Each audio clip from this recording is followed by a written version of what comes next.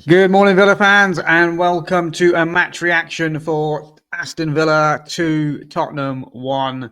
Aston Villa progressed to the fifth round of the FA Cup for the first time in years, I suppose. Can't remember the last time, but there we go. A truly dominant performance from Aston Villa as well. Could have been a lot more comfortable than the 2-1 scoreline suggests. That really sort of flattered Tottenham, I would say. We had several big chances to make this even more. But yeah, let's dive straight into it. Team lineup wise, let's talk a little bit about that. Obviously, there's a surprise kind of being that Rashford and Asensio were both on the bench. I thought maybe one of them would start. Marlon got the nod up front, as I called it as well. I did say it would be either Marlon or Rashford starting, and one would replace the other. And obviously, as Marlon was left out of the Champions League squad, he obviously needed a bit of love. So I think Unai Emery, just thrown an arm around his shoulder and said, look, you're going to start this game for me. And I thought he did really well. I'm not really seeing him play too much as a striker, but I thought he was, good runs in behind, good running with the ball, good determination, closing down. He's given us a really good option there now as a striker. Along with sort of Watkins and Rashford now. So we've got three there that can potentially play in that position. But Marlon came in. Garcia came in at right back, obviously Emi in goal. So Garcia at right back. And again, I think his performance went under the radar because there were so many other good performances. But I thought he was very strong on that right-hand side. And what I liked about him is that he was always looking to get forward and overlap Bailey. Sometimes doing that sort of decoy run, sometimes getting in. But it was really, really good to see Andres Garcia flying forward on the right-hand side. Luca Digne on the left, as I called it as well. Having that cool, experienced head, I thought he was really good, especially in that first half. The way he got forward, there's one move in particular where we played the ball nicely on the left-hand side. I think it played in from Tielemans to Rodgers, and Rodgers playing it into Digne, who'd sort of continued his run forward. But yeah, I thought he had a really, really solid game, and defensively as well. I thought he was really good. And then centre-back wise, Konsa and Kamara pairing up again. Kamara playing the left centre-back role. Konsa only lasting, half an hour, I think it was. And then coming off with what looked like a hamstring injury. He sort of pulled up as Tottenham were on the break and Son had the chance to score. And Martinez makes a world-class save, doing what Martinez does. But the worry there is Konsa pulling up and unable to continue. We had to put in Lamar Bogarde at centre-back alongside Kamara. So really sort of two CDMs playing centre-back. But give credit to Bogarde. I thought he did really well. He adjusted really well. Didn't do anything fancy. Just kept it nice and simple. Made a really good block in the second half from Son, which looked like a goal-bound effort. But he managed to sort of throw his body in the way and deflect it behind for the corner. But yeah, it's leaving us really, really thin. I'm not sure how far away Tyrone Mings is back. To returning. Obviously, Pau Torres is probably another month away. Disasi can play in the next league game, but obviously can't play in the cup. So it all depends on how serious this injury is for Ezri Konsa. Because we let Swinkles go on loan now as well. And after Bogarde and Kamara, we don't really have anyone else. So I'm hoping Mings is going to be back. I'm hoping Konsa's injury is not too serious. And obviously we've got Disasi as well, that can play in the league fixtures, which is good.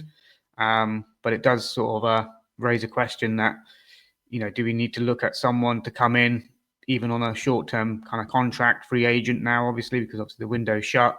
I'll come on to a couple of options, but it's a bit of a long shot, really. But I want to talk more about the game. So, yeah, I thought we were outstanding. My man of the match for the game is someone that I've been highly critical of, John McGinn.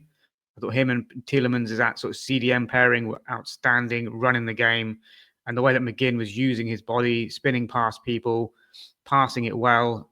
Something about a left footer playing in there just opens up so many other angles of passing as well. Because if it had been two kind of right footers, they obviously want to play it a certain way. But with McGinn, he was able to open up play, turn with the ball, use his body really well. I thought he was outstanding today. I don't think John McGinn is going to play in that front three like he has before. I think those days are probably gone for him now, and we've got so many good options now that are better than John McGinn as an attacking player. that McGinn might have to play in this sort of CDM position, this sort of CDM role in the, much more now in this sort of last phase of the season, which I'm in favour of. I think it's probably his better position, really. But let's see what goes on there. But John McGinn, for me, man of the match. I know Morgan Rogers got it officially, but for me, it was John McGinn, man of the match. Tielemans, very good as well, using his body, good passing, able to receive the ball off Boubacar Kamara, making little angles for receive the ball and progress the ball, into that sort of into Morgan Rogers, into that sort of halfway line position, just breaking those lines. And brilliant from Tielemans as well. And then ahead of that, obviously, we've had Jacob Ramsey from the left, 59 seconds. I think Rogers receives the ball on the half turn, accelerates away, uses his strength, and then picks out Ramsey in sort of acres of space. And he's bearing down on goal. How good was it, by the way, having no VAR? And then Rogers bearing down on goal. Ramsey bearing down on goal. Gets his shot off. I don't think it's the greatest connection. I don't know what Kinski's doing, but he seemed to fumble it, or it just hit his kind of shoulder, or I'm not sure. But at the end of the day, it found the back of the net 59 seconds into the game. Tremendous start from Villa. And from then, the crowd is up, the players are up, momentum is there, confidence is there. And it was just a really, really good performance from then going forward. So, yeah, really, really good to see on that side. Obviously, Morgan Rogers running the game as number 10. What a player we've got on our hands here. For those of you who haven't seen the Sky Sports interview, there's a 15-minute long interview on YouTube where he's talking with one of the reporters.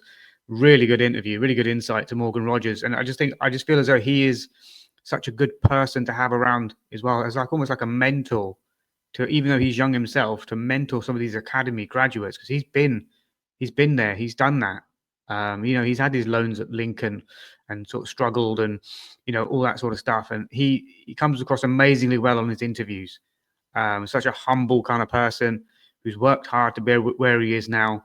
And he's still, kind of in awe of Rashford and Asensio and having them on the pitch with him, which is great. So I think he's going to learn a lot.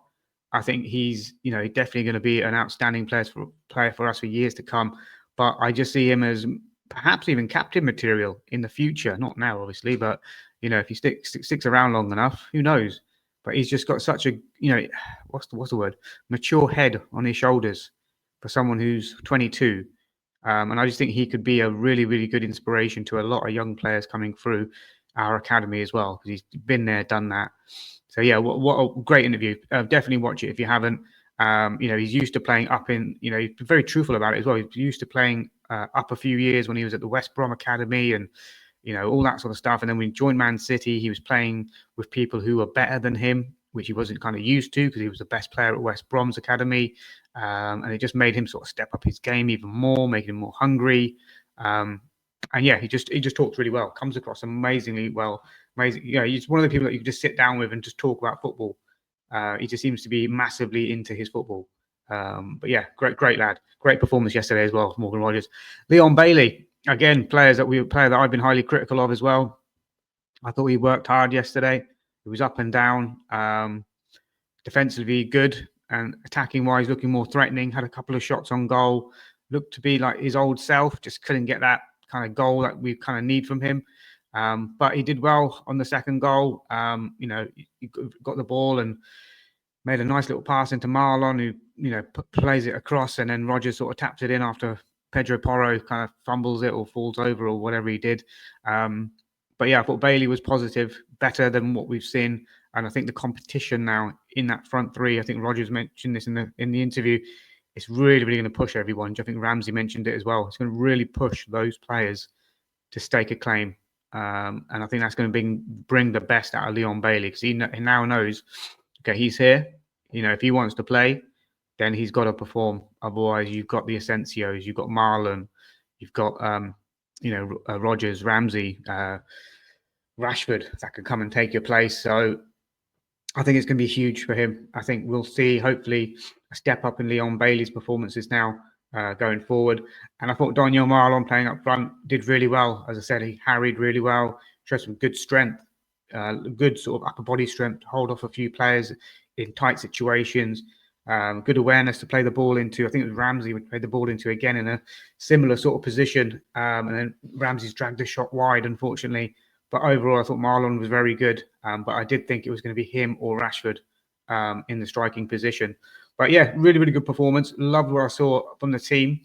I thought Spurs, they were tired. I mean, I've just listened to Ange's post-match interview as well, and he's spot on, knackered. I mean, they're using the same players since November, but I don't really care. But they were tired. But you can see they've got some good players there. They just need some new players coming in.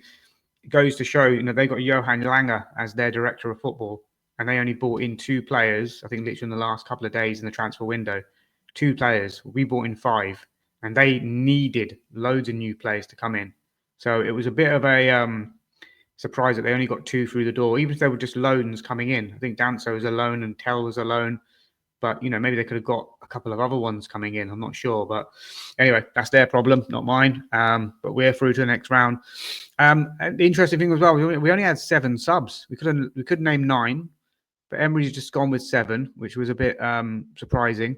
Obviously, no Onana for this game as well, and he wasn't mentioned in the injury list when Emery did his press conference, so I'm not sure what's happened. Maybe picked up something yesterday, maybe an illness, I don't know. But he really just missing so many games. I'm not sure what this is about. When we had Dougley Luiz, he very rarely missed any football for us. But Onana just seems to be very injury prone or illness prone or whatever it is. But he's missing a lot of football. So, yeah, just a bit of a worry there as well. But yeah, Bogarde coming on, tremendous. I thought he did really well. Composed on the ball, winning tackles as well. But is he going to be, consistent enough to be a reliable kind of backup for us, depending on how much Konsa and Mings are out for? So yeah, it's going to be a bit of a worry there. But I overall delighted with the performance.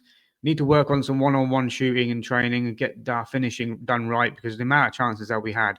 I mean, even after 20 minutes, it could have been 5-1. It could have been 5-0. We've had so many chances, and these are glaring chances, not like half chances. Like Tielemans dragging one wide, Ramsey obviously dragging one wide. Marlon skied one over the bar. There were really, really good opportunities, and then you just felt like at 1-0 at half time, you think there should be 3 or 4. Maybe obviously Son should have scored, so maybe 1 goal back for Spurs. But then Spurs starts the second half brightly. First 10, 15 minutes, they're kind of pushing and pushing. There's obviously been a response from Ange. But then, we kind of get that breakaway kind of second goal, really. It sort of kills the game. And then you're bringing on Asensio and Rashford straight after, which just gives the crowd an enormous lift. And the players on the pitch an enormous lift as well, to know that you've got players like Rashford and Asensio coming on. I thought Asensio was really, really good. I like that he's intelligent. He's always scanning the pitch. He's finding little pockets of space. When he came on the pitch, he did a lovely little, I don't know what you call it these days. You used to call it a Maradona spin, when you sort of spin on the ball. Zinedine Zidane used to do it for fun. Lovely first touch from him. There was a ball that played out to him on the wing up in the sky. I was like, oh, come on, how's your touch? How's your touch? Brings it out the sky perfectly. And then lovely little back heel into Morgan Rogers. And then Rogers and Asensio are like the year 10s are playing against the year 7s. Just, 1-2s, 1-2s. And then Rogers gets the ball, and I was hoping it would find the back of the net, because that would have been a goal to absolutely save her. But he's lashed it wide, or just past the near post. But beautiful football. The Asensio kind of debut, really got the mouth watering, didn't it? For what's to come. It reminded me of kind of back in the day. Obviously, we've seen debuts like Luke Nilis against Chelsea for you older fans. What a great debut performance that was. I remember Benito Carbone, I think it was against Wimbledon. That was a fantastic debut. I remember watching that, and that was great. So it kind of gave me those sort of vibes. Is he going to be that sort of maverick kind of player for us, like a Paul Merson was? But yeah, guys, let me know in the comments, what's the best Villa debut that you remember? I'm just pulling Carbone and Luke Nilis out of the air there. But is there anyone that sort of springs to mind for you guys? What was a great Villa debut for you? But yeah, he looked class. Just getting the ball, I can see that he's going to be a really good player for us. I think we shifted Morgan Rogers out to the right when he came on. Asensio played in the hole. Rashford was playing up front, but drifted a lot to the left. But it was good, because every time Rashford had it, we kind of like, well, go on then. Go on then, have a bit of fun, see what you can do. He was running at Porro, he was leaving Porro on the floor. I think Porro brought him down one time as well. And yeah, he looked bright. And there was a run that he had where it looked like he was going to get his shot away, but then Archie Gray's made a good tackle and he's ended up, smashing Archie Gray's leg. But yeah, it was a good sort of cameo for Marcus Rashford, and it really gave us something to look for. And I can't wait for him to be playing in the team. I'm not sure if he'll play as a striker or from the left, but you get the feeling that he is going to get into that side. But again, this is going to raise Jacob Ramsey's game because he's basically in direct competition with Rashford now for that left kind of midfield slot, I would say, when Watkins is back, obviously. But yeah, Rashford didn't do too much with the middle. He did a lot of good work from the left. He sort of drifted out wide there, and we sort of overloaded on that side a little bit. But it was really good to see both of them in Villa shirts, and it was, oh my goodness! Do you know what I mean? Rashford coming off the bench, Asensio coming off the bench. So you had Martin as well and Bogarde too. But all of a sudden we've got some really good options now. So yeah, it's exciting for these last sort of half of the Premier League season and now Champions League as well. I do feel for Marlon being left out of the Champions League lineup because obviously I think he'd signed with that in mind. But Emery's paid to make those big decisions, and it's obviously Disasi who's got the place, probably because he can fulfil centre back and right back is what I would say about that. And we've obviously got those options up front. We've got a lot of options up front. And maybe Marlon is not kind of required for that.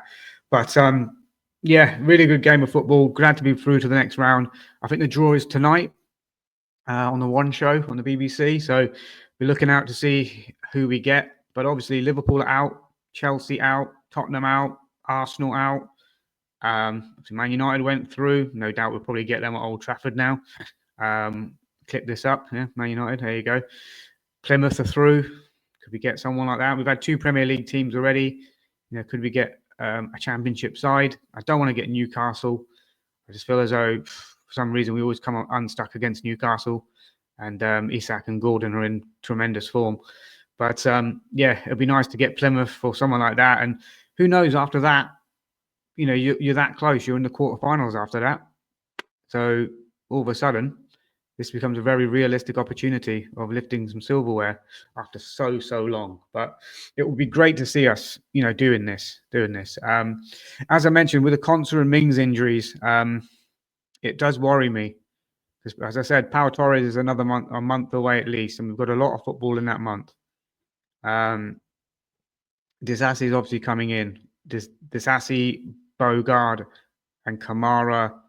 Does that 3 give us enough options if Mings and Konsa are out still? Or do we need to look at someone that is available as a free agent that we can sign on a 3-month, 4-month contract until the rest of the season, just to give us that cover, even if they don't play, just to have that backup, because we don't have anyone else. God knows what Courtney Horse is doing. He's still an Aston Villa player, apparently, but he's not registered to play football. Don't know what's going on there and how we're continuing to pay his salary. But we literally have nobody. We are down to the bare bones in terms of the options there. If anything happens to Bogarde or Kamara or, Disasi or anyone like that, then we are absolutely in the mud. I did say in one of my previous videos, we should look at someone like Sergio Ramos, who was available on a free up until yesterday, but he's now signed for a Mexican team. So he's off the radar. Had a quick look on transfer market this morning just to see what was available. And my God, there's some blast from the past on this. Jesus. I've just listed 5 names here. There are more, obviously.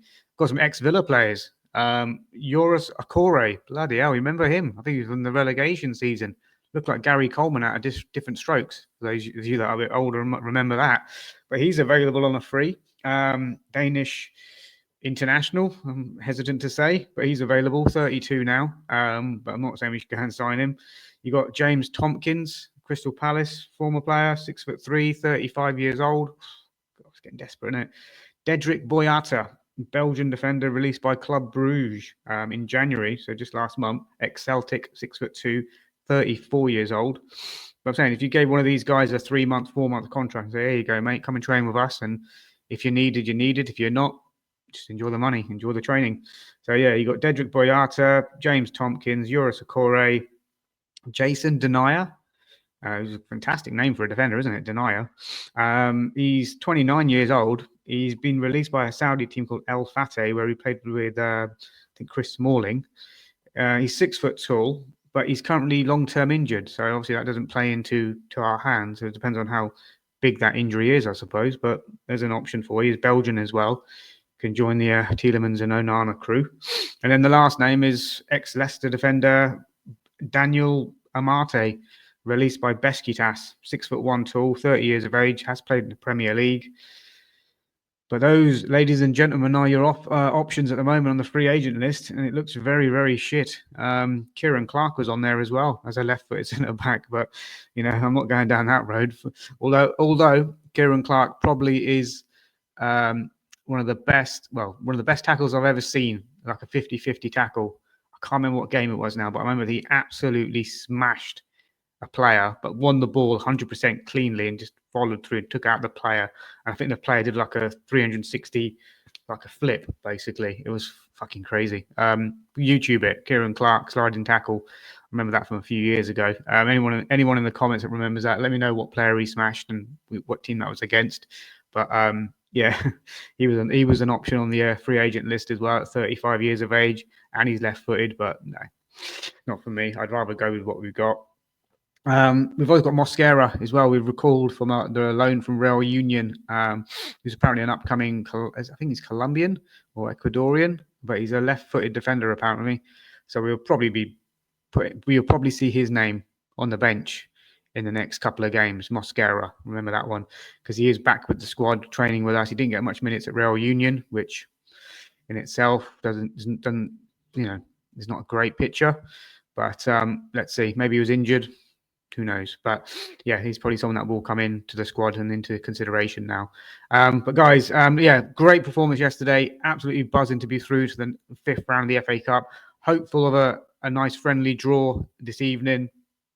And yeah, just really, really pleased with how we're playing and the options that we've got now. And Asensio there and Rashford there. It was tremendous. But guys, if you made it this far in the video, please do like, subscribe, comment. Please send me your comments about who Kieran Clark smashed as well. And if you've got any news about Mings and Konsa's injuries and how long they're out for, please do let us know as well, because want to know about that. And where is Onana? What's going on with that? Anyone know the inside track on Amadou?